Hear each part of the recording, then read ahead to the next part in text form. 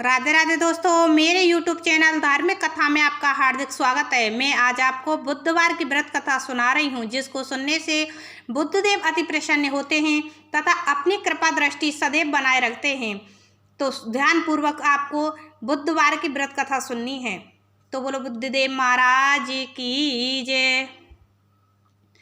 समतापुर नगर में मधुसूदन नामक एक व्यक्ति रहता था।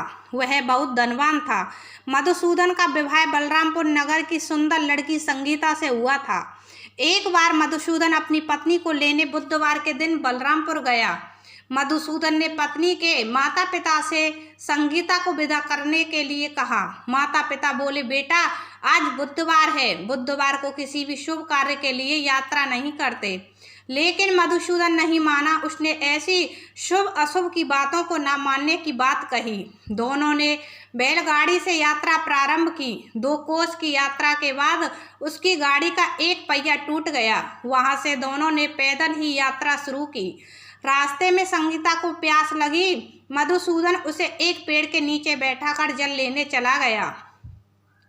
थोड़ी देर बाद जब मधुसूदन कहीं से जल लेकर वापस आया तो वह बुरी तरह हैरान हो उठा, क्योंकि उसकी पत्नी के पास उसकी ही शकल सूरत का एक दूसरा व्यक्ति बैठा था। संगीता भी मधुसूदन को देखकर हैरान रह गई। वह दोनों में कोई अंतर नहीं कर पाई। मधुसूदन ने उस व्यक्ति से पूछा, तुम कौन हो और मेरी पत्नी के पास क्यों बैठे हो?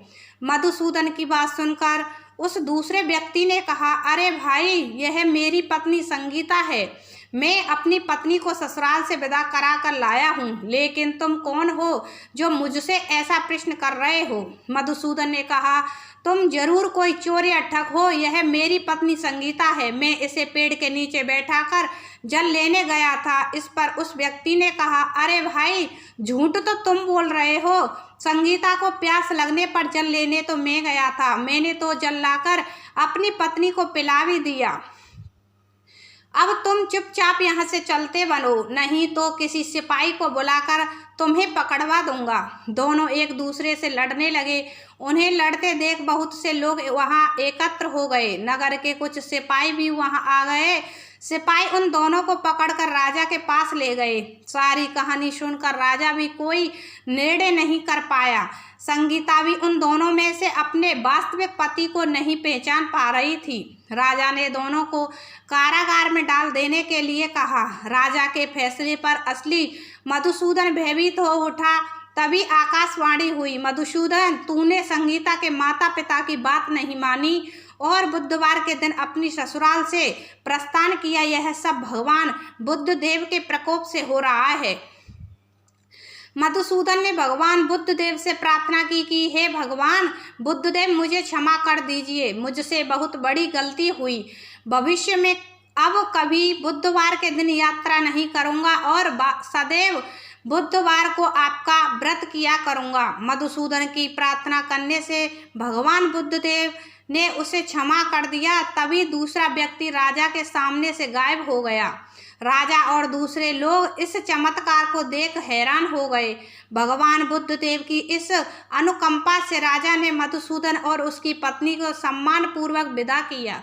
कुछ दूर चलने पर रास्ते में उन्हें बैलगाड़ी मिल गई। बैलगाड़ी का टूटा हुआ पहिया भी जुड़ा हुआ था। दोनों उसमें बैठकर समतापुर की ओर चल दिए। मधुसूदन और उसकी पत्नी संगीता दोनों बुधवार को व्रत करते हुए आनंद पूर्वक जीवन यापन करने लगे। इस तरह भगवान बुद्धदेव की कृपा से उनके यहाँ खुशियाँ बरसने लगी। इस तरह जो स्त्री पुरुष विधिवत बुधवार का व्रत करके व्रत कथा सुनते हैं, भगवान बुद्धदेव उनकी सदैव रक्षा करते हैं तथा उनके सभी कष्ट दूर करते हैं। तो बोलो बुद्धदेव महाराज की जय।